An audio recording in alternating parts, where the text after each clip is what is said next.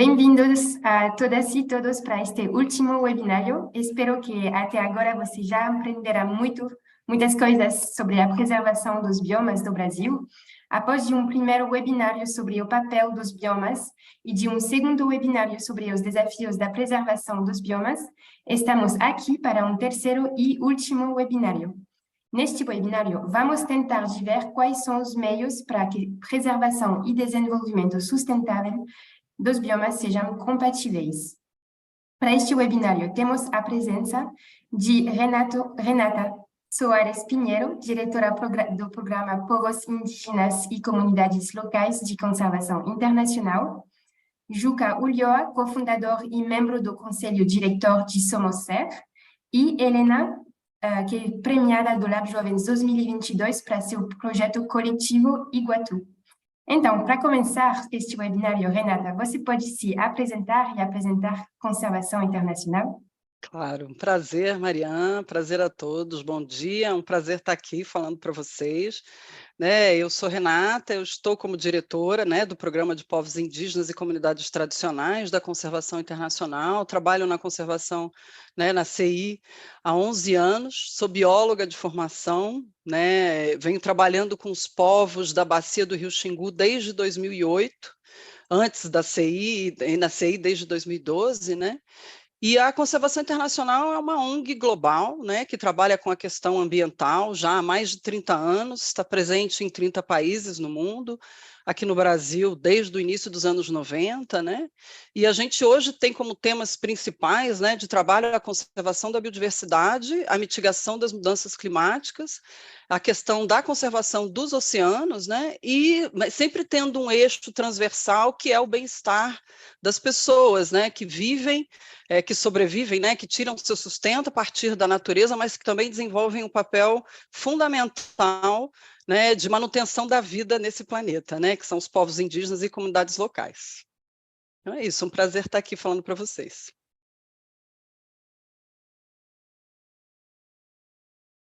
Muito obrigada, Renata. Você pode se apresentar, Juca? Olá, muito bom estar aqui com vocês, É um prazer enorme fazer parte dessa comunhão.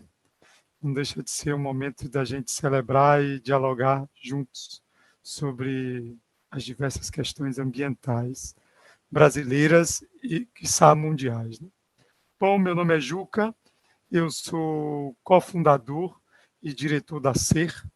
A SER é uma organização baiana criada com o propósito, com a intenção de dar suporte, de fortalecer as organizações de base comunitária, sobretudo aquelas que têm e desempenham e realizam projetos socioambientais locais, além de ter desenvolvido ao longo dos 15 anos ferramentas, instrumentos de mediação e avaliação dos projetos socioambientais executados na base.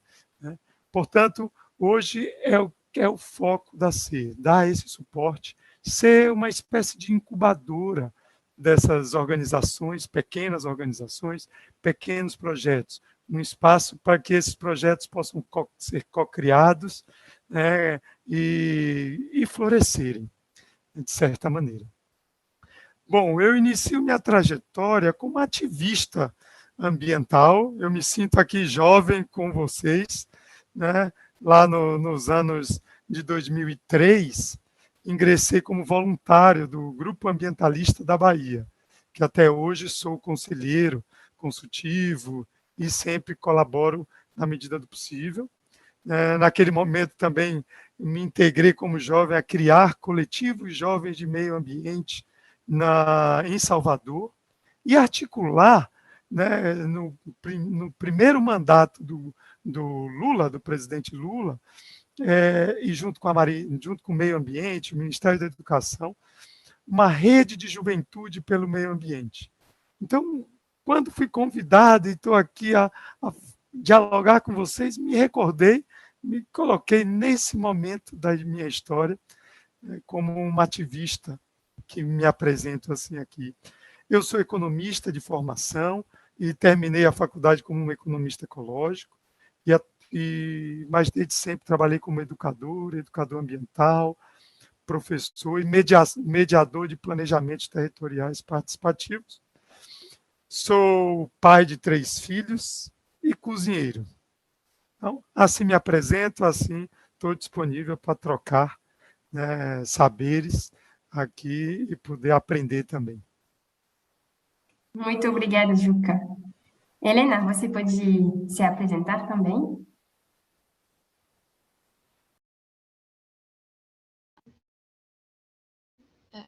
Bom dia. Diante do Juca e da Renata, eu estou iniciando minha trajetória no meio ambiente, então eu sou bem novinha, eu tenho 19 anos, eu tenho muito que aprender com vocês. Eu sou natural do estado do Pará, de Santarém, mas eu moro a minha vida toda aqui em Manaus, no Amazonas. Eu faço gestão ambiental e eu tenho um projeto, justamente com as minhas amigas, Flávia Bucata e Márcia Vieira, o projeto Iguatu, com mentoria pela embaixadora Miraneta, que é um projeto de educação ambiental, arte e cultura com as crianças indígenas no Parque das Tribos, aqui numa comunidade, lá no Tarumuaçu. Também sou voluntária de projetos incríveis daqui, o Remada Ambiental, enfim, é isso. Muito obrigada, Helena. Muito obrigada a vocês para a sua participação uma vez mais. Então, vamos iniciar esta conversa com uma pergunta principal para entender hoje de que se trata, que é a definição da preservação e do desenvolvimento sustentável, porque são 2 palavras que podem parecer antinômicas às vezes. Então, a preservação pode ser compreendida como conservação dos biomas, ou seja, a limitação do impacto ao nível mínimo sobre o meio ambiente, assim que o desenvolvimento desta área ou deste bioma aparece como uma degradação do ecossistema. Então, como podemos definir este desenvolvimento sustentável, Juca?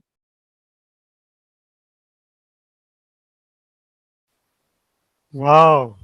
Essa é a pergunta que a gente está tentando responder desde que a humanidade se deu conta de que já estávamos no limite, né, dos usos dos materiais, dos recursos, né, que a Mãe Terra tem a nos oferecer.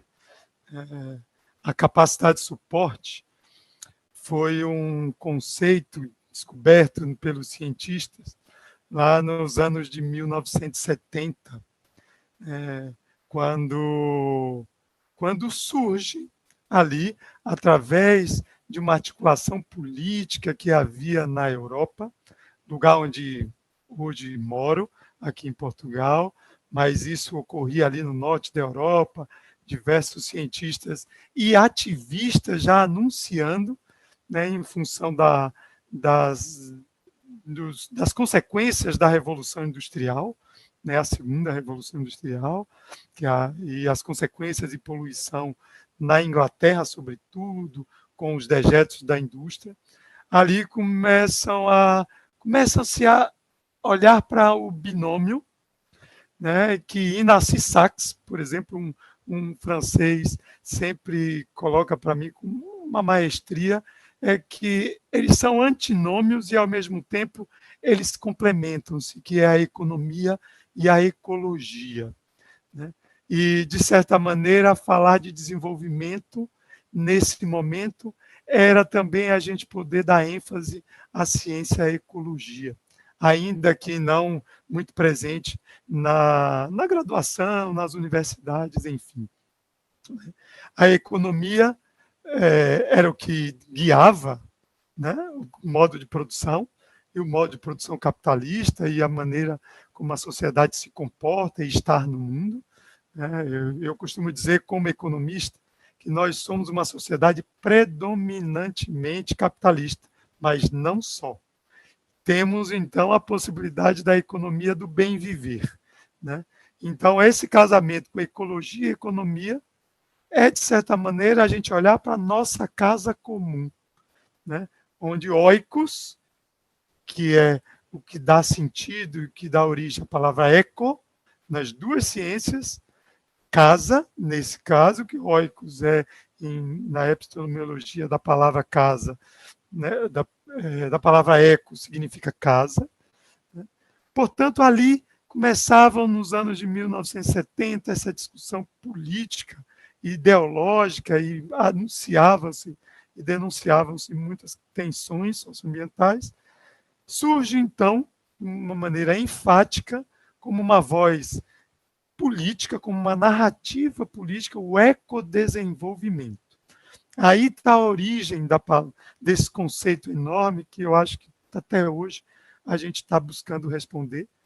Isso significa, para mim, que ele é dinâmico, desenvolvimento sustentável. Né? Então, o ecodesenvolvimento é a tentativa de unir economia e ecologia e dar sentido ao desenvolvimento. Né?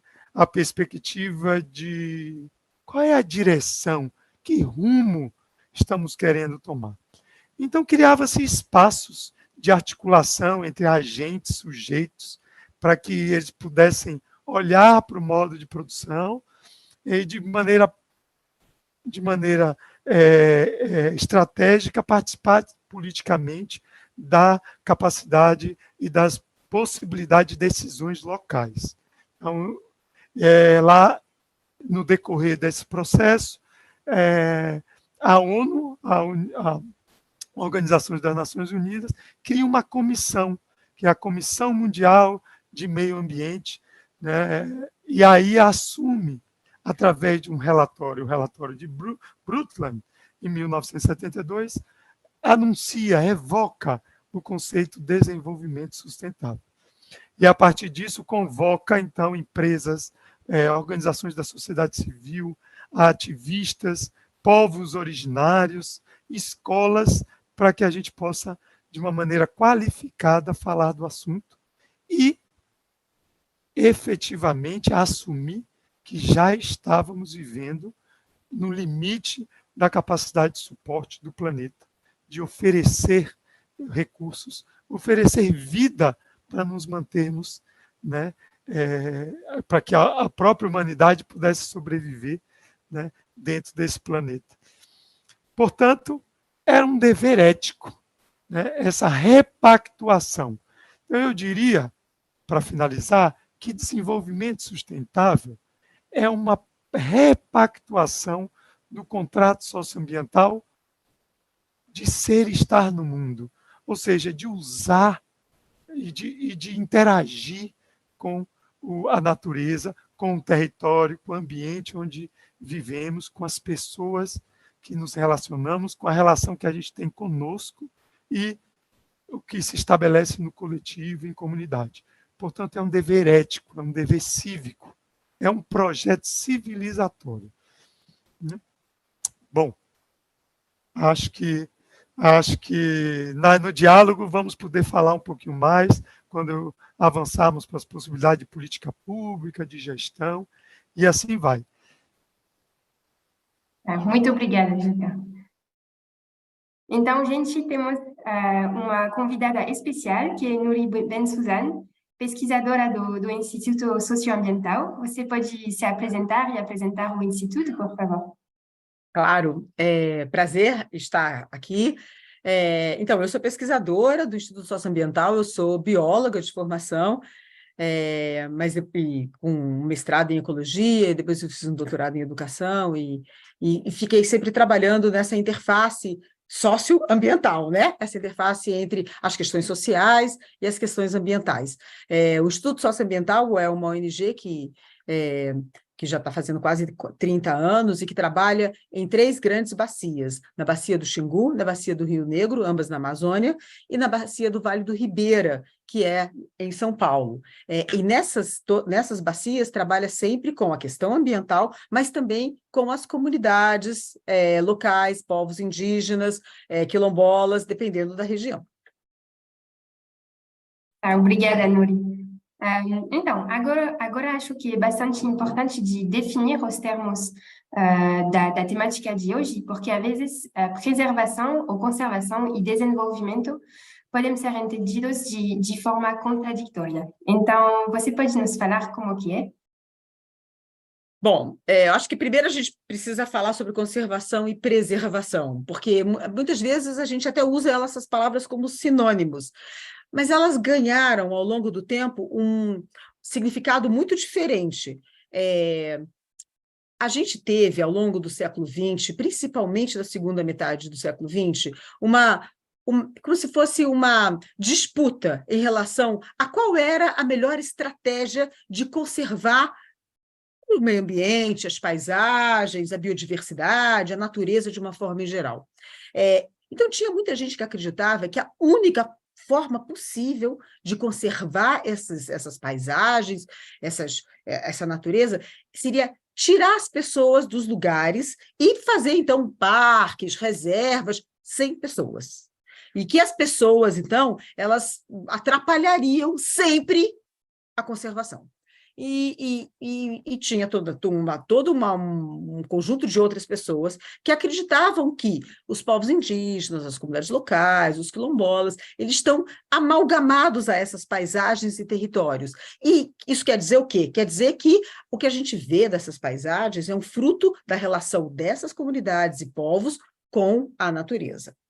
Eles são parte, como todos nós, né, da natureza, mas o que a gente vê é resultado disso. Então, esse primeiro grupo, que achava que bom era conservar sem gente, ficou historicamente conhecido como os preservacionistas. A galera da preservação, que era, gente, quando tem gente não dá para conservar.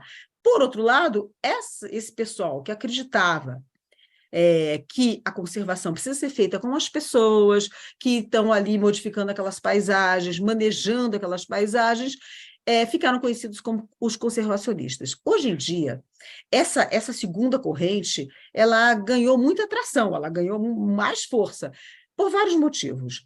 Mas um motivo que eu acho muito importante é porque a gente conseguiu juntar muitos dados científicos que mostram que, sim, as comunidades e povos, comunidades locais e povos indígenas são fundamentais para a conservação da natureza e da biodiversidade. Porque muito do que a gente vê nos lugares é um fruto realmente do manejo deles, isso a gente conseguiu comprovar cada vez mais, e também porque os dados arqueológicos, por exemplo, a gente tem uma imensa emergência da arqueologia na Amazônia. Então, esses dados da arqueologia na Amazônia nos revelam que o que a gente vê, essa floresta que a gente vê, que a gente pode pensar que é uma floresta 100% natural, que não tem nenhuma participação humana, muito pelo contrário, ela é um resultado, uma combinação de uma floresta, né, das plantas, dos animais e tal, e o manejo dessas comunidades humanas que estão na América do Sul há pelo menos 15 mil anos. A gente que fala em muito, né, os dados começam a ficar assim, reveladores de que talvez a presença humana na América do Sul seja até muito mais antiga. Mas ainda assim a gente tem tanto dados da arqueologia como dados presentes de como essas comunidades manejam seus ambientes, que mostram que elas são fundamentais para a conservação, e é justo nas áreas onde elas estão que a gente vê mais biodiversidade. Então, conservação e preservação acabaram sendo termos que poderiam até ser, em termos de língua portuguesa, podiam até ser sinônimos, mas eles carregam essa história atrás deles, e eles são muito diferentes hoje. Quando a gente está falando, o pessoal que quer preservar a Amazônia, se não for um pessoal que está usando esse termo desavisadamente, está falando em conservar sem gente. Quando a gente fala em conservar, a gente está falando em manter aqueles ambientes com pessoas, comunidades e povos que manejam essa natureza. O termo desenvolvimento, por sua vez, ele já carrega muito mais, carrega outras questões junto com ele.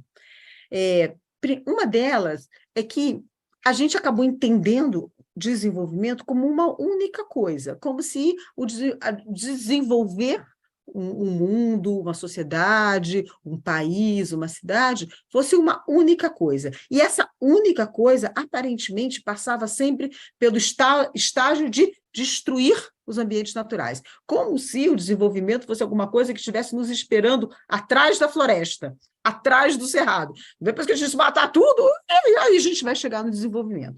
Então, talvez o problema não seja exatamente a palavra desenvolvimento, e sim a acepção que a gente deu para essa palavra. Quer dizer, a gente começou a achar que existe só um caminho de desenvolvimento. A gente só avança, né, se a gente destruir.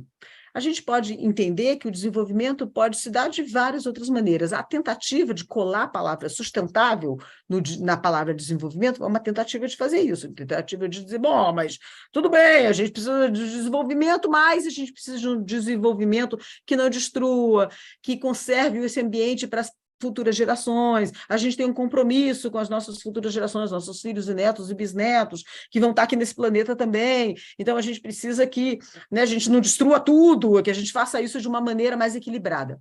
A verdade é que, apesar das boas intenções iniciais, o termo acabou muito desgastado, porque os compromissos que se fez em torno do desenvolvimento sustentável não foram cumpridos, não foram mantidos. Então, o desenvolvimento sustentável ficou uma coisa assim meio... Tá, seria muito legal, mas não acontece, na verdade. Mas a questão de base é que talvez seja impossível que ela aconteça mesmo se a gente continuar entendendo o desenvolvimento da maneira que a gente entende. Então, porque não basta a gente entender desenvolvimento como a gente tem, de colar a palavra sustentável nele e achar que isso vai resolver, vai ser um milagre. Não vai acontecer isso. A gente vai ter que rever o que é desenvolvimento, como, o que pode ser, para além de simplesmente destruir e esperar e substituir tudo por tecnologia e colocar todas as nossas fichas numa tecnologia que não é para todas as pessoas e que nem sempre resolve os problemas das sociedades. Talvez a gente precise reconceber, repensar o que é desenvolvimento, para aí sim pensar que esse desenvolvimento pode ser parceiro da conservação. Enquanto a gente concebê-lo dessa maneira histórica, como a gente vem concebendo, ele é irreconciliável com a conservação dos ambientes naturais.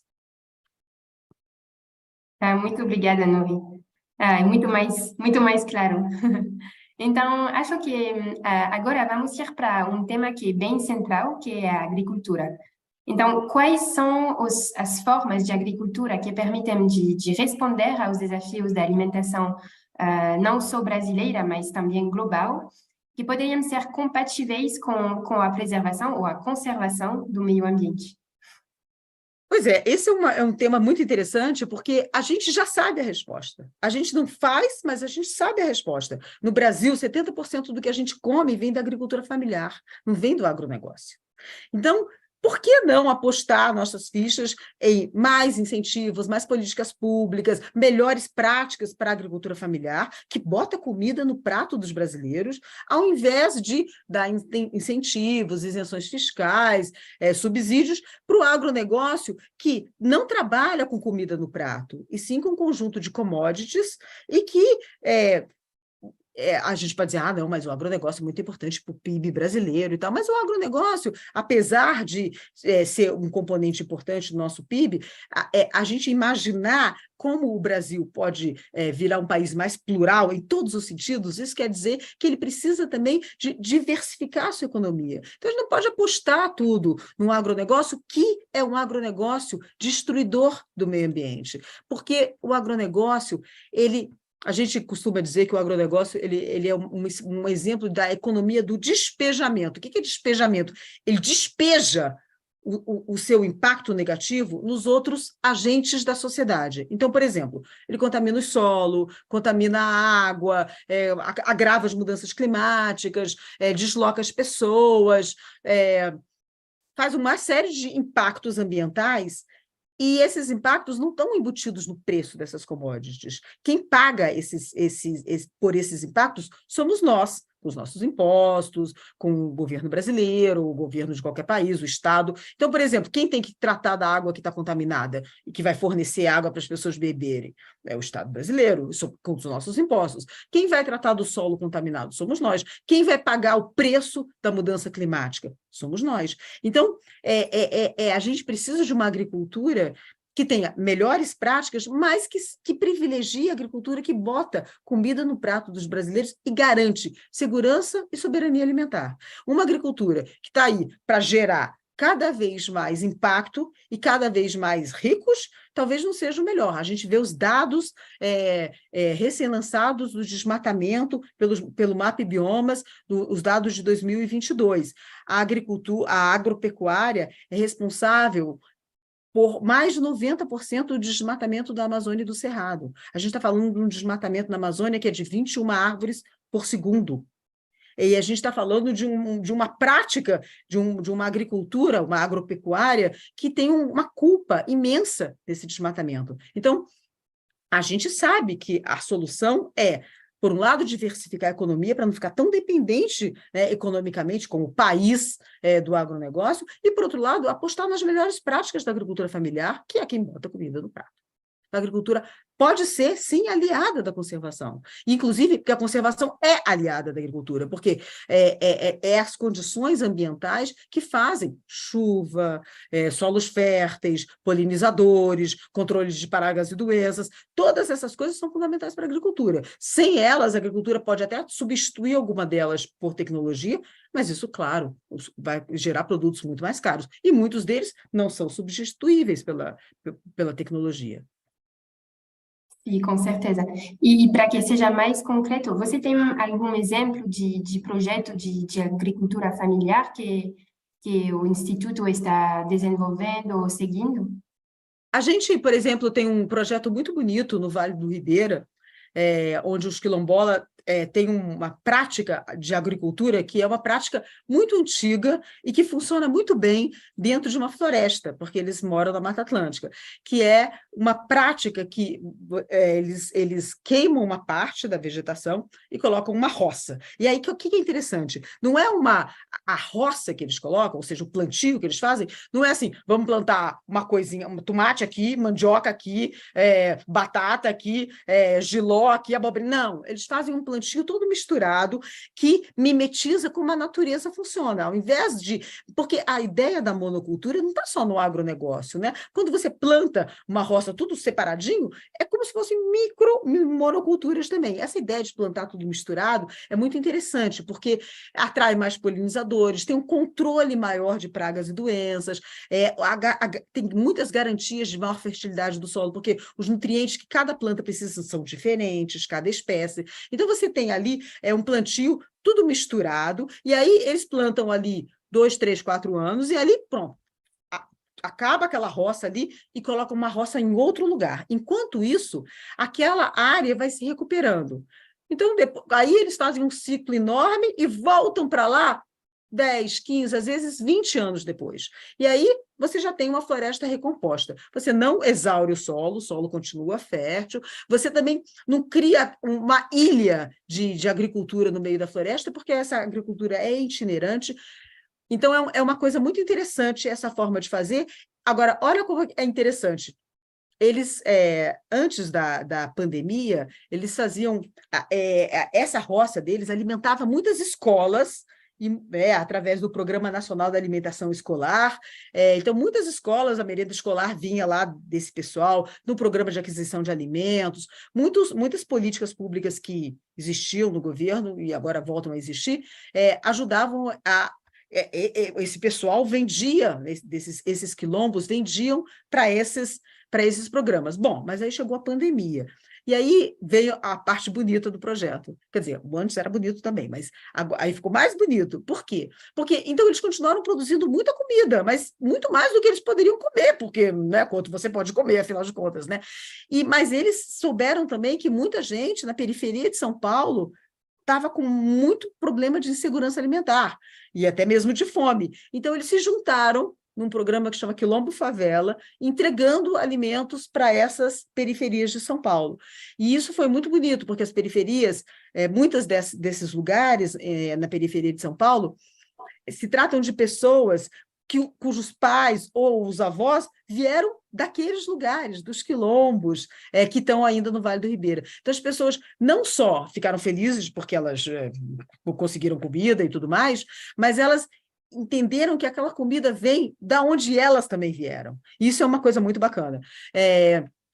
E agora, quando acabou a pandemia, ou quando a pandemia arrefeceu, eles foram lá visitar os quilombos, e, enfim, é uma produção contínua a partir de uma agricultura familiar, nesse caso, com esse viés mais tradicional, né, das roças quilombolas, mas que funciona como uma estratégia de conservação também da Mata Atlântica, que é um bioma super ameaçado, e que, curiosamente, um dos lugares mais preservados de tudo que restou da Mata Atlântica é exatamente nos quilombos do Vale do Ribeira. Então, é o exemplo clássico de como você pode conciliar uma agricultura que não impacta e que alimenta e que garante comida com um meio ambiente conservado, paisagens preservadas. Sim. E, então, hoje estamos com jovens que estão desenvolvendo seu ativismo ambiental. Que tipo de projetos eles poderiam desenvolver para atuar para a preservação do seu bioma? Acho que depende. Você tem muitas possibilidades, né? As pessoas que moram nas cidades podem se engajar em projetos de hortas e roças urbanas que estão surgindo em todas as cidades. É muito legal. É uma maneira de você produzir alimentos muito perto de você. Tem muitos projetos assim em muitas cidades. Isso é muito legal, porque às vezes a gente não para pensar o quanto a cidade demanda do campo, né, ou do meio rural. Porque, imagina, São Paulo, sei lá quantos milhões de pessoas, 15, 20 milhões de pessoas, as pessoas vão comer, né? Então, quanto alimento precisa ser produzido, às vezes cada vez mais longe, né, para alimentar essas pessoas. Então, essa ideia de você produzir alimentos mais perto de você é muito legal. Essa possibilidade das hortas urbanas, imagina, ainda a gente não tem tantas ainda, mas imagina que cada comunidade ou cada grupo de pessoas pudesse ter realmente, de fato, uma pequena produção de alimentos. Se a gente estivesse falando de uma cidade como São Paulo, como Rio de Janeiro, mesmo Brasília, que são cidades muito grandes, isso reduziria o impacto que a gente exerce sobre todo esse meio rural e esse campo de onde a gente está trazendo alimentos. Mas, na verdade, tem muitas coisas que a gente pode fazer até individualmente. Uma das coisas, curiosamente, uma das coisas que a gente pode fazer individualmente que mais faz diferença é a gente comer menos carne. A gente pode dizer, a gente pode comer menos carne até para a saúde da gente e tal. Não precisa virar vegetariano nem nada. Mas a questão é a seguinte, a pecuária é responsável por taxas imensas de desmatamento na Amazônia e no Cerrado. E isso porque a gente tem essa demanda de carne e tem mais. Muito do que não é pecuária, mas é agricultura, é para a produção de soja, que muitas vezes é para a produção de ração animal. Então, se a gente também pode tomar uma atitude individual, né? Tipo, olha, eu não preciso comer carne todos os dias, posso comer menos vezes, né? Afinal de contas, você pode diversificar tanto sua alimentação. E agora, claro, além disso, tem muitas outras coisas que podem ser feitas, né? Tanto para cada pessoa, individualmente, mas para projetos mais coletivos.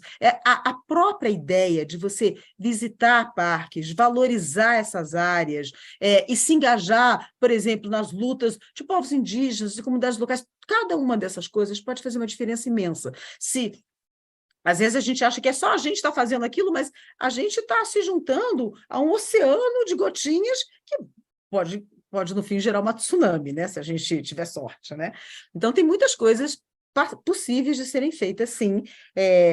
Outra coisa interessante também é a gente entender melhor de onde vêm as coisas que a gente consome. De onde vem o que você come, de onde vem a roupa que você veste, de onde vem o mineral, aquele mineral essencial que está dentro do seu celular. Então, se você não trocar tanto de celular, pode fazer uma diferença. Tem muitas possibilidades, mas a maior parte delas está ligado ao consumo, né? Porque a gente consome muito, então a gente precisa basicamente consumir menos, né?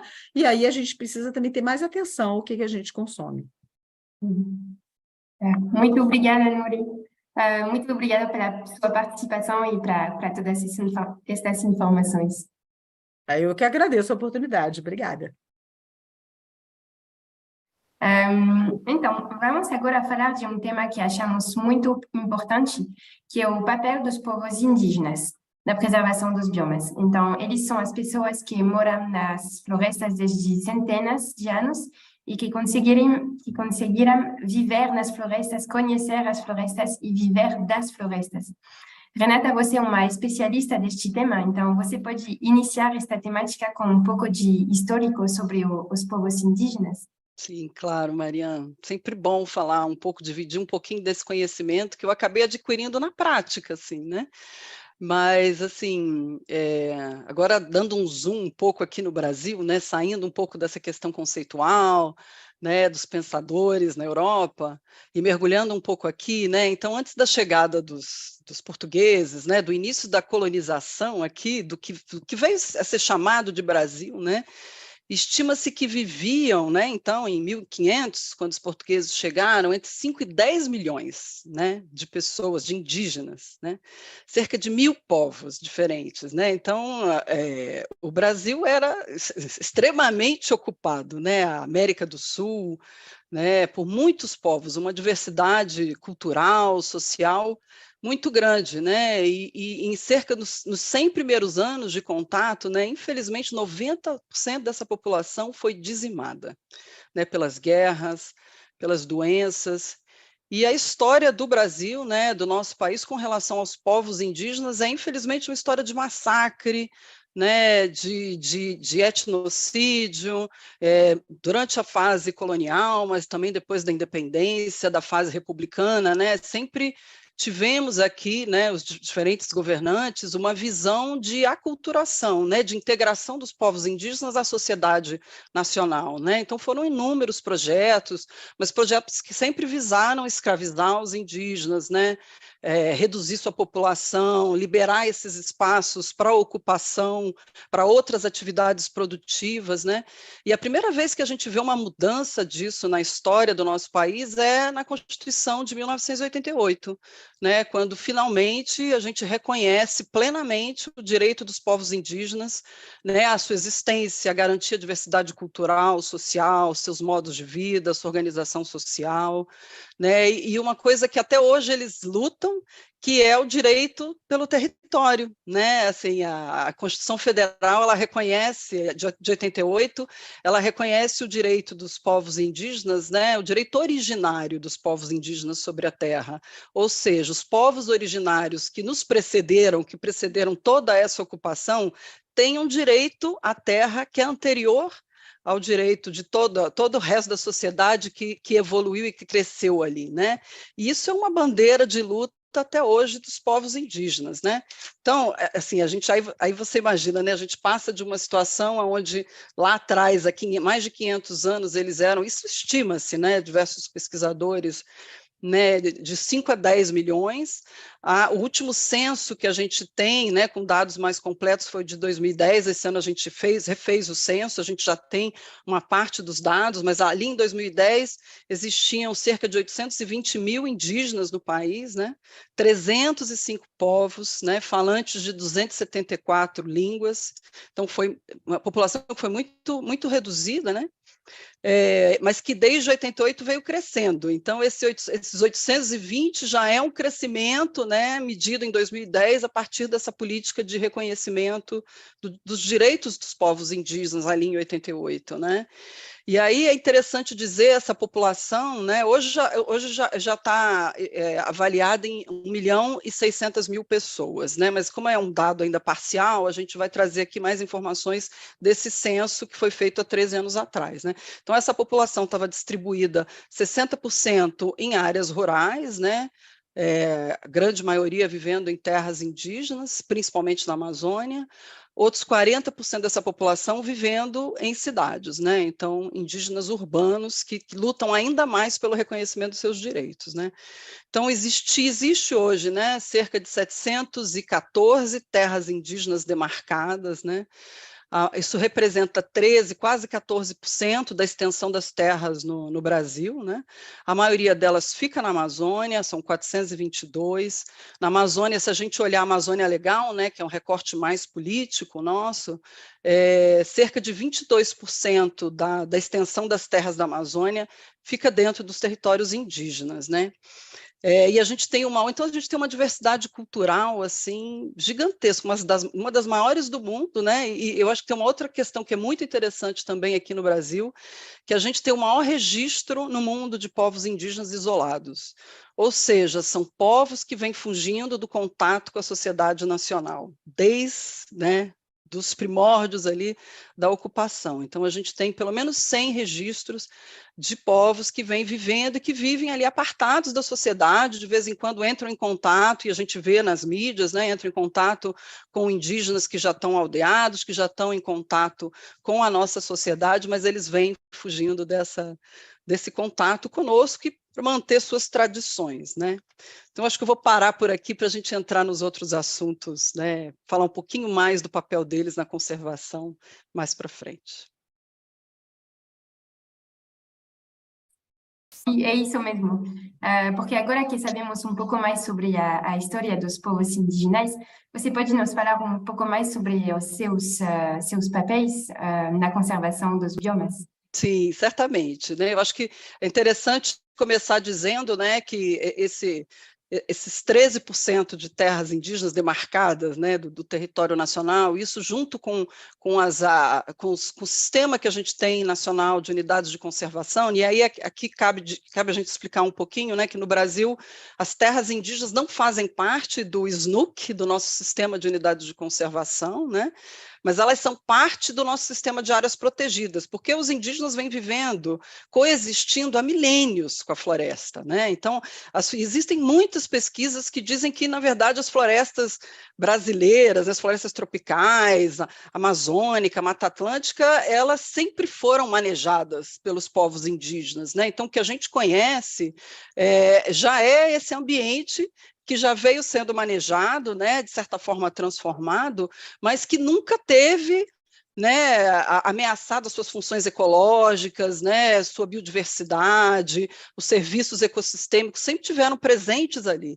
Então, isso tudo em função do modo de vida desses povos, que tem uma visão, né, e o próprio conceito de natureza, é bem interessante a gente conversar com eles sobre isso, porque essa é uma palavra nossa, não indígena, né? O que é a natureza para eles, né? Eles primeiro têm concepções diversas, né? Tem uma diversidade aí, uma pluralidade de visões do mundo que é muito grande, mas em geral isso parte de um conceito, né? Que o mundo natural é antes de tudo uma teia de relações entre seres, né? Entre diversos elementos vivos, não vivos, elementos humanos e não humanos, visíveis e não visíveis. Então, os povos indígenas são mais um elemento ali, né, naquela teia de relações.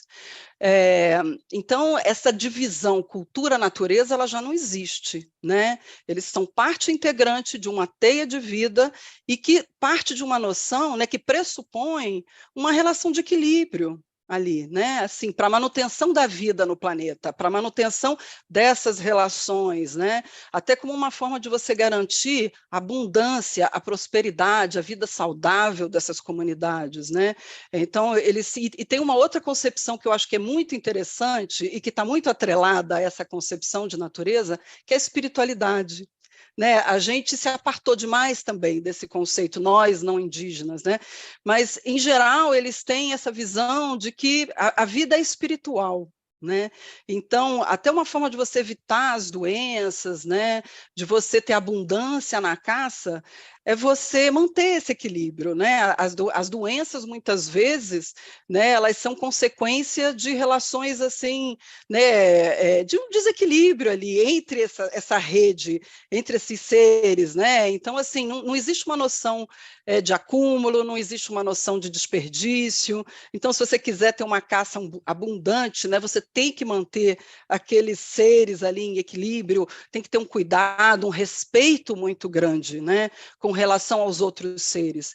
Então, por eles terem essa visão, e claro, essa visão vem evoluindo, né, em contato com a nossa sociedade, né, a gente acabou impondo para eles uma série de mudanças, né, muitos desses povos, a grande maioria eram nômades, né, percorriam os territórios, né, e o que limitavam eram as relações entre eles, e daí, conforme a sociedade, né, a gente foi ocupando, né, o que veio a ser chamado de Brasil e o resto, né, das Américas, eles foram ficando cada vez mais limitados até, né, passarem a viver dentro de terras indígenas. Então, isso né, assim, isso muda completamente essa relação, né, também. E aí a gente vê que, apesar disso, e aí existem hoje assim, uma série de estudos científicos, já tem décadas, né? Existem uma série de pesquisadores que vêm trabalhando e que vêm investigando isso, né? Então, já se constata que quando a gente compara todas as categorias de áreas protegidas no Brasil, então, todo o nosso sistema de unidades de conservação, parques nacionais, reservas extrativistas, estaduais, federais e as terras indígenas, são as terras indígenas que detêm os menores índices de desmatamento, né, e degradação ao longo do tempo, assim. Então, é evidente o papel que os povos indígenas e as comunidades tradicionais, de modo geral, desempenham, assim, como barreiras, né, no avanço ao desmatamento e à degradação dos nossos biomas, né? Então, essa é uma contribuição, assim, fundamental deles para a conservação, né, das nossas florestas e dos nossos ecossistemas. Muito obrigada, Renata. Helena, você mora em Manaus, e em particular perto do Rio Turmã, onde tem o primeiro bairro indígena de Manaus. Qual é seu olhar sobre a preservação da Amazônia pelos povos indígenas? Eu moro em Manaus. Eu não moro muito perto do Rio Tarumançu, é bem distante da minha casa. Então, é de importância grande proteger a floresta e trabalhar para manter ela em pé, para que futuramente, né, tanto os descendentes, né, possam desfrutar de seu próprio território, que hoje em dia, né, não é uma realidade. É esse meu olhar. Obrigada, Mária. Obrigada, Helena. Então, a questão agora é de saber qual é a importância das unidades de conservação e das reservas indígenas na preservação das florestas. Você pode nos dar seu olhar, Renata? Sim, claro. Então, como eu né, expliquei um pouco anteriormente, partindo já daquele ponto, né, assim, as unidades de conservação, nosso sistema de áreas protegidas, então, terras indígenas, unidades de conservação, eles têm as menores taxas de desmatamento, né, quando a gente compara com o resto, com o entorno, né, com as áreas públicas ou as áreas privadas, né, e em muitos territórios no Brasil é o que resta de floresta, né? Então, eu vou pegar o caso, por exemplo, que é um caso que eu conheço bastante, que é o caso da bacia do Rio Xingu, né? Então, ali existe um corredor de sociobiodiversidade, que é como a gente chama, é um conjunto de áreas protegidas, são 21 terras indígenas, 26 povos e 9 unidades de conservação, né? Tudo isso contíguo, praticamente um território adjacente ali que começa no território indígena do Xingu, né? No Parque Indígena do Xingu, que foi o primeiro território indígena demarcado no país, né, nos anos 50, isso sobe ao longo da bacia do Rio Xingu até a gente chegar na região de Altamira, ali no Pará, né? Então a gente está passando pelos estados ali, Mato Grosso, Pará, então é um imenso bloco de áreas protegidas, né? Então é o que resta de floresta, né? Essa região ali, ela fica numa região que a gente chama de arco do desmatamento, que é uma região que é uma frente de expansão, né, da expansão agropecuária, né, que começou a acontecer ali lá atrás, né, já na época dos governos militares, mas que se acentuou muito nos anos 80, 2000. Então, é a principal região de produção de soja no país, uma das principais regiões de criação de gado, né? Tem vários projetos de mineração, muito garimpo ilegal, né? Isso infelizmente aumentou muito nos últimos anos, né? Inclusive dentro das terras indígenas e unidades de conservação. Então, assim, é uma região que está circundada de ameaças, muitos projetos hidrelétricos, abertura de estrada, ferrovia, enfim. Isso é um pouco um panorama, isso dá um panorama um pouco desse confronto entre essa visão desenvolvimentista no Brasil e a conservação, né? Porque você tem todas essas frentes avançando juntas, e você tem no meio disso um bloco de áreas protegidas, que foi o que manteve a floresta em pé ali. Então, se a gente colocar essa região no mapa, no Google Earth, por exemplo, a gente vai ver um imenso bloco de floresta, que é o que garante a conectividade, que é o garante o fluxo da vida ali. O resto foi completamente desmatado, né? E é uma coisa muito impressionante quando a gente pega um voo ali numa daquelas aeroportos, assim, em geral, para ir acessar esses territórios, você tem que pegar aqueles voos pequenos, né? E quem puder um dia fazer isso, realmente acho que é uma experiência ímpar, porque, né, você sobrevoa aquela área de plantação, de cultivo, e de repente você entra num mar de floresta. É uma coisa impressionante, é uma coisa que você vê de satélite. Então, isso fala por si só, sabe? Isso fala por si só. Esse é o papel dos povos indígenas, das terras indígenas, das áreas protegidas no Brasil, é o que mantém, né? É uma das principais, se não for a principal estratégia de conservação hoje da biodiversidade, é a criação de áreas protegidas, é o que de fato vai garantir que aqueles territórios fiquem ali, né, minimamente conservados. Por que eu falo isso? A gente pode criar, né, no papel, a gente pode criar através, né, de leis, etc. e tal, mas se isso não for implementado, né, se isso na prática não tiver assegurado orçamento público, se não tiver assegurado, né, a gestão desses territórios, né, se o governo e as agências governamentais, né, que são responsáveis pela gestão desses territórios, não tiverem ali estruturadas, com recursos humanos, pessoas preparadas, fazendo a fiscalização, e os indígenas tiverem seus direitos implementados, então nada disso, na verdade, consegue assegurar e frear essas ameaças, né? Então, por um lado, é importante você criar esses territórios, mas, por outro, é fundamental você manter e fortalecê-los, né? E isso passa muito pelo reconhecimento dos direitos desses povos, né? Que são ali. Esses povos hoje estão na linha de frente dessas ameaças. O Brasil, infelizmente, detém um recorde, que é o país que mais mata quem cuida da natureza, né? E são centenas de vidas que são ceifadas aí, né, todos os anos, lideranças comunitárias, principalmente, indígenas, não indígenas. Então, a gente precisa frear isso, né? O Estado precisa estar fortalecendo, né, esses instrumentos de proteção, fortalecendo suas políticas públicas e reconhecendo os direitos dessas comunidades que estão na linha de frente e que ainda precisam. A gente está ainda muito longe de ter os direitos desses povos plenamente reconhecidos, né? Então, acho que isso é uma coisa fundamental. Uma outra coisa, já para finalizar a minha fala, mas que eu acho que é muito importante a gente dizer hoje, né? A gente está num momento de emergência climática, né? As terras indígenas e as unidades de conservação, elas desempenham um papel fundamental para a mitigação das mudanças climáticas, né? As florestas são um importantíssimo estoque de carbono. Quem mantém isso lá são seus moradores, são aquelas comunidades, são os povos que estão mantendo essas florestas em pé. Então, eles são fundamentais, não são protagonistas, têm que ser protagonistas das políticas nacionais, internacionais de conservação hoje do meio ambiente. Obrigada, Renata. Justamente, vamos mover um pouco da temática para ir para as políticas públicas, porque estas unidades de conservação têm um papel, como você falou, de reconhecimento dos povos indígenas e no desenvolvimento sustentável dos biomas. São uma medida pública que foram adotadas pelo governo brasileiro, mas não é a única medida. Juca, qual é a estratégia de proteção que o governo brasileiro desenvolveu?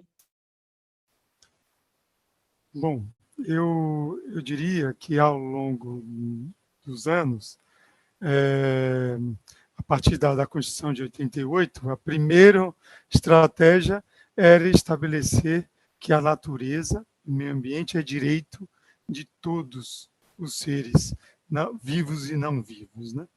E garantir que todo o direito básico e fundamental, olhar isso como bem, né? E para todos. Bom, a partir desse momento, passou-se a construir políticas públicas para justamente garantir, né, que a gente pudesse regular e controlar e minimamente conhecer o estado da arte, né? Eu reforçaria, né, como que uma das estratégias que foram ao longo dos anos e é sempre questionada, é sempre resistida pelo modelo desenvolvimentista, pela bancada do agronegócio, pela bancada da agropecuária, pela bancada da soja, pela bancada do eucalipto, se eu trouxer um exemplo também da Mata Atlântica, pela bancada na Caatinga, se a gente trouxer o exemplo do gado, né, e agora da questão da energia naquela região, na Caatinga principalmente, né, na região mais árida, né, de semiárido mesmo, que a gente precisa, como estratégia, garantir a demarcação e a proteção e conservação dos territórios, dos povos indígenas, né, dos territórios originários, e, sobretudo, onde há remanescente, né, hoje. Então, é garantir que a gente possa conservar, e uma das coisas super importantes que eu gostaria de ressaltar é o papel do INPE, é o papel hoje do sensoriamento remoto, para que a gente possa conhecer efetivamente a realidade local. Isso faz com que a gente possa fazer uma leitura geoespacial interpretativa mais próxima da realidade. Isso é suficiente? Sabemos que não, né? É uma maneira, foi uma estratégia para controlar, sobretudo no período, no primeiro mandato, no primeiro momento que a Marina Silva estava como ministra do Meio Ambiente, né, entre 2003 e 2006, 2007, 2008, por ali, né, avançando um pouco mais, né, e conseguindo combater esse desmatamento, controlar e monitorar, sobretudo. A gente tem uma estrutura robusta, eu diria, né, junto ao INPE, mas eu lanço um elemento que para mim tem sido fundamental, me parece fundamental hoje para discutir. Primeiro, a fundamental inclusão da visão dos povos originários, inclusão da visão de quem está na lida do dia a dia e reconhecimento da ciência como fundamental para contribuir na gestão, né? Ou seja, a gente valorizar e aceitar e reconhecer os dados do IPCC em relação à emissão de gás carbono, em relação à necessidade de manter a floresta em pé. E há um caminho que, para mim, pode ser muito, muito, muito interessante, muito potente, que é a possibilidade da gestão interdisciplinar da paisagem. Ou seja, quando nós olhamos a floresta e nos deparamos, ela anuncia, ela fala por si só. Quando a gente olha para o bioma, onde há densidade de floresta, onde há rio ainda fluindo, né, onde há capacidade e densidade de biodiversidade, densidade hídrica, onde a gente identifica diversidade de usos da terra, é preciso que a gente possa ler efetivamente, e ler com olhos de ler, né? Ir a campo, né? Ou seja, consultar e escutar quem lá está e quem interage no seu dia a dia com aquele bioma, com aquele remanescente, quem sobrevive e quem cuida efetivamente daquele remanescente, seja a Caatinga, seja a Amazônia, seja a Mata Atlântica, seja os Pampas, seja Cerrado, né, seja o Pantanal. Né? Portanto, essa gestão, eu acho que é o desafio. Né? Eu diria que, ao longo desses últimos 20, 30 anos no Brasil, vem com experiências muito pontuais de tentar fazer uma gestão, né, com projetos, particularmente, posso citar um lá no extremo sul da Bahia e no sul da Bahia, onde foi possível realizar um planejamento de preservação e conservação da Mata Atlântica. Um instrumento de gestão previsto na Lei da Mata Atlântica, uma lei que está em ameaça também, porque ela foi fundamental para garantir os remanescentes da floresta atlântica que há em todo o litoral brasileiro, é a floresta que predomina, avançando um pouco em transição para a Caatinga, e há também presença no interior do Cerrado, é possível encontrar também floresta tropical atlântica. Mas esses instrumentos que, efetivamente, para mim, são uma estratégia também de a gente implementar. Né? Ou seja, eu estou falando e estou aqui, de certa maneira, defendendo a necessidade da gente voltar para um tempo de planejamento. Né? Um planejamento com ação, um planejamento dinâmico, né? Um planejamento que vai de encontro com a ideia de uma abordagem pela conservação.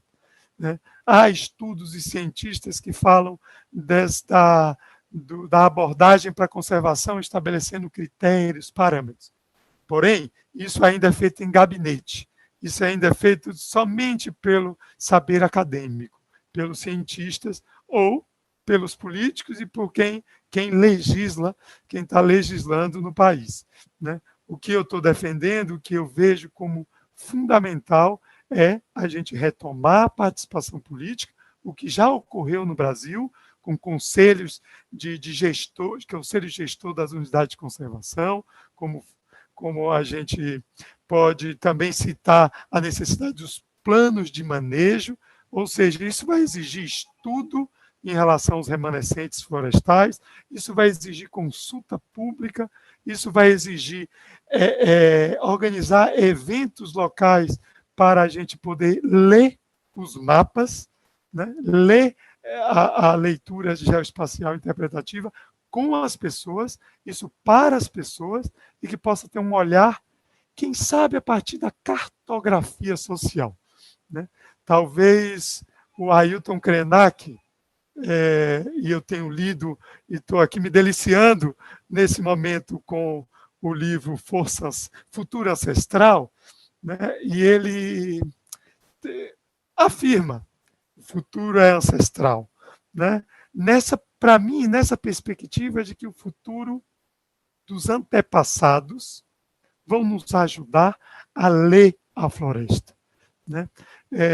Nesse sentido, como que a cartografia pode vir de forma originária, sendo um saber que ajude o cientista, que ajude quem está planejando, que vá contribuir, né, nas novas políticas públicas e lei que vamos ainda precisar revisar e, quiçá, propor novas leis. Né? A demarcação é fundamental e necessária.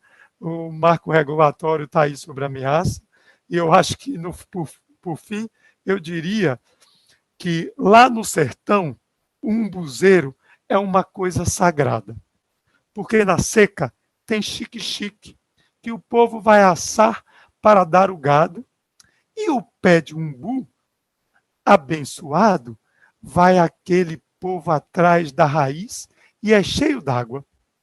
É o nosso abençoado umbuzeiro. A bênção, meu umbuzeiro sagrado. Gessé Quirino. Trago também poesia, porque é o que é cultura da relação com a caatinga. Ou seja, como é que a gente lê o umbu que está gritando? Como é que a gente pode ler a floresta que está gritando?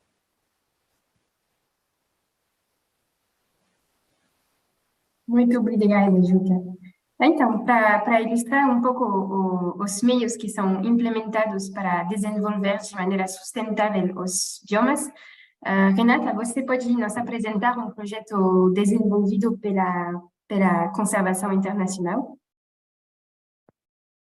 Olha, a gente tem vários projetos, né, assim, desenvolvidos com povos indígenas, mas eu acho que cabe dar um passinho atrás e falar que a gente vê isso como uma estratégia muito importante, assim, de manutenção, de conservação do território, né? A gente vem trabalhando bastante com eles e isso é uma coisa muito, muito comum, né, principalmente diante das ameaças, os povos têm seus agentes de monitoramento, de vigilância, né? Então isso é algo que eu acho que é um papel fundamental que eles desempenham, os guardiões da floresta ali, mas junto com essa estratégia, né, de proteção ali de fato do território, a gente vem trabalhando essa questão das cadeias produtivas, porque, né, assim, hoje a gente está inserido num sistema capitalista, né? Infelizmente predominante, mas existem vários modelos ali, os modelos indígenas estão aí, né? São modelos de bem viver, de economia indígena, e a gente vem reforçando trabalhando para fortalecer esses modelos de economia indígena, né? Que tem se configurado um pouco dentro dessa área de bioeconomia, né? Como uma forma de também garantir minimamente uma renda ali, porque, né, apesar deles tirarem boa parte, né, principalmente os povos indígenas que vivem nos territórios demarcados, né, conseguirem tirar boa parte do seu sustento ali, do meio à sua volta, existe já inúmeros elementos que vêm da nossa cultura e que são necessários, que foram integrados, né, energia, uma série de coisas. Então, hoje é fundamental, né, você garantir também, gerar uma renda. Então, a gente vem trabalhando, por exemplo, lá no Xingu, sempre a partir de recursos da floresta, né, então valorizando a floresta em pé, a castanha é um elemento fundamental, né, os caiapó, por exemplo, com quem a gente trabalha, o povo caiapó, né, que vive ali no sul do Pará, norte do Mato Grosso, né, que cuida de um território de mais de 10 milhões de hectares, né, estamos falando de 9 mil, quase 10 mil pessoas ali, né, e que tradicionalmente, né, coletam castanha da Amazônia, né. Então hoje eles vêm coletando e eles coletam assim, né, desde que a gente vem trabalhando com as organizações indígenas, né, a gente trabalha muito em parceria, não somos nós fazendo sozinhos, jamais, sempre em parceria, fortalecendo os parceiros e muitas vezes diretamente organizações indígenas, né? Então eles vêm coletando, eles fazem expedições e ficam ali na mata, a família toda reunida, né? Alguns meses coletando a castanha, depois essa castanha ela é tratada, e ela é embalada, às vezes vendida in natura, às vezes vendida a vácuo, então isso gera uma renda, isso é uma renda que é garantida para essas famílias anualmente. Depois tem a safra do cumaru. O cumaru é uma semente que é muito apreciada pela indústria de cosmético, farmacêutica, o óleo essencial é muito apreciado, né, um fixador. Então, eles têm muito cumaru, também algo que eles coletam e vendem no mercado. A gente apoia a produção de mel, a gente apoia a produção de pequi, né? A gente apoia uma experiência muito interessante do povo Axaninca do Acre, que quando teve seu território demarcado nos anos 90, né, esse território, pelo menos 20% desse território tinha sido completamente destruído por uma empresa de exploração madeireira, predatória. Eles restauraram toda essa floresta, né? E tem um documentário belíssimo sobre isso, que chama A Gente Luta, Mas Come Fruta, né? Que foi todo esse trabalho foi liderado pelo povo Axanin, que eles plantaram milhões de árvores ali, e eles depois convenceram seus vizinhos, outras comunidades tradicionais, né, a mudar um pouco o modelo de desenvolvimento deles na região, que era muito baseado no gado, né? Então tirar o gado da beira do rio, que vinha desmatando, que vinha causando um monte de degradação e problemas, né, locais ali, e eles, então, né, mostraram para eles que o modelo de plantio do sistema agroflorestal era um modelo bastante interessante, né? E centenas de famílias aderiram a esse modelo, tiraram gado, colocaram agrofloresta ali, né? Então tem alimento em abundância e a gente conseguiu apoiar agora um sonho que era um sonho mais antigo dos Axanin, que a gente conseguiu apoiar esse ano. Eles criaram uma pequena usina de produção de polpa de fruta e de venda de semente. Então, hoje, né, eles coletam, então, essas frutas que foram plantadas ao longo do tempo, né, que estão em abundância ali, cupuaçu, açaí, uma série de outras coisas, produzem as polpas, fornecem as polpas para a prefeitura, né, isso gera renda para todas as famílias, e eles vêm também coletando sementes já para estruturar dentro de uma visão de estruturação da cadeia da restauração, que é outra estratégia fundamental que a gente tem, né, de recuperar áreas degradadas no Brasil, né, a gente tem um passivo muito grande, então isso conecta diretamente com uma meta de conservação e de mitigação também de mudanças climáticas, né, porque à medida que você replanta as florestas, essas florestas vão absorver carbono, né, então a gente vem apoiando iniciativas também de estruturação dessa cadeia da restauração, onde eles coletam as sementes, produzem as mudas, muitas vezes trabalham, né, nos projetos de restauração, isso gera benefícios sociais, assim, né, para as comunidades. Então, a gente vem trabalhando com vários exemplos, mas sempre uma visão integrada da questão, né? Então, gerando benefícios sociais, gerando benefícios econômicos, renda para essas famílias e gerando benefícios ambientais também, né, locais e para a região. Muito obrigada, Renata, foi muito interessante. Então, Helena, como você tenta de ajudar na preservação ao nível local? Primeiramente, né, é preciso saber o que significa preservar, né? Preservar é defender, proteger o meio, né? E como é que a gente pode fazer, né, para preservar esse meio, preservar nosso território, onde a gente habita, onde a gente mora, onde a gente vive, né? A gente precisa conhecer, certo? A gente precisa ter conhecimento. Se a gente quer encontrar soluções para ajudar onde a gente vive, a gente precisa conhecer sobre ele. A gente precisa pesquisar, a gente precisa estudar mesmo. Porque eu mesmo posso me citar como exemplo, antes de desenvolver meu projeto, né, com todos os webinários, todas as oficinas que nós tivemos, eu não tinha um conhecimento sobre o assunto, eu achava que eu realmente não era capaz de fazer algo que pudesse ajudar o meu território, pudesse contribuir para a preservação da onde eu habito. Então, foi muito mesmo através do conhecimento e de saber mesmo sobre a minha história, sobre a minha cultura, pesquisar e falando com as pessoas, no dia a dia mesmo, na vivência, que eu fui aprendendo sobre isso. E então é importantíssimo a gente saber conhecer para poder a gente poder espalhar esse conhecimento e chegar, por exemplo, numa autoridade, no órgão ou numa empresa, por exemplo, que está ali trabalhando, né, continuamente contribuindo negativamente, né, para a preservação da onde a gente habita, para falar, isso aqui a gente pode melhorar isso, a gente pode fazer isso. Então, propor mesmo soluções sustentáveis para elas. Então, a gente precisa ter com o nosso conhecimento, a gente vai ter esse meio de fala para poder falar, poder chegar no prefeito da sua cidade, ou prefeito, né? Vamos melhorar isso aqui, o prefeito, isso aqui está errado, né? Então, uma solução assim mesmo para a gente, no nosso dia a dia, como estudante, como cidadão, como jovem, como indígena ou não indígena, se alinhar, né, com projetos ecológicos, né, falando da nossa vivência, né, do bioma amazônico, em escolas, principalmente em bairros periféricos, onde a questão do resíduo a questão do descuidado com o resíduo é muito grande, né, projetos empresas que o foco principal dela é desenvolver de maneira sustentável a Amazônia, né, que preserve o nosso patrimônio, nossa história, nossa originalidade. E para finalizar, todos nós podemos trabalhar em um só propósito, né?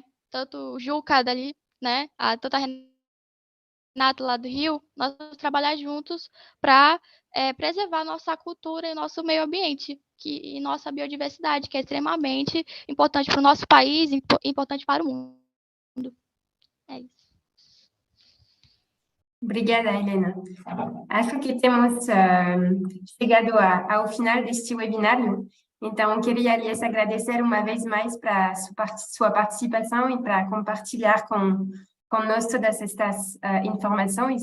Espero que todos os jovens que participaram destes 3 webinários aprenderam muito e nos encontramos então pela última vez esta sexta-feira, 16 de junho, para o segundo encontro que vai encerrar esta primeira fase do Lab Jovens 2023. Durante este encontro, vamos falar dos próximos passos do Lab Jovens e, em particular, da ficha de projeto-ação que vocês deverão entregar para fazer parte da segunda fase do programa, que será sobre a fase de capacitação. Então, nos vemos sexta-feira e bom fim de dia para vocês. Tchau. Tchau.